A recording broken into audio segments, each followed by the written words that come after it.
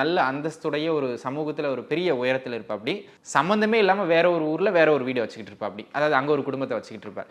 இந்த மாதிரியான illegal contacts எல்லாமே இந்த கிரக சேர்க்கையினால தான் வரும். சரிங்களா?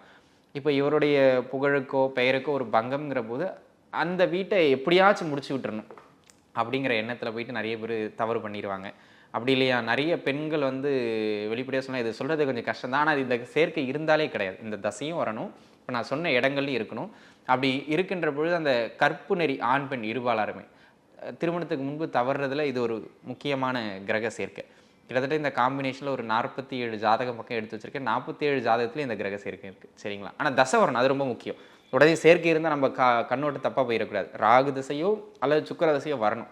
வருகின்ற பட்சத்தில் அந்த எல்லை மீறி பழகுவது, அந்த மாதிரியான எல்லா விஷயங்களையும் இது கொடுத்துரும். அது கல்யாணத்தில் முடிஞ்சிருச்சுன்னா பிரச்சனை இல்லை. முடியலங்கிற பட்சத்தில் அந்த ஆணாக இருக்கின்ற பட்சத்தில் அந்த பெண்ணினுடைய சாபத்தை பெறுகின்றார். இப்போ பெண் ஏமாத்திட்டு போயிட்டாங்கன்னா அந்த பெண் அந்த ஆணினுடைய சாபத்தை பெறுகின்றார். அதாவது தனக்கு இணையான எதிர்பாலினத்தவரின் சாபத்தை தருகின்ற ஒரு கிரக சேர்க்கை இது. அவ்வளவுதான்.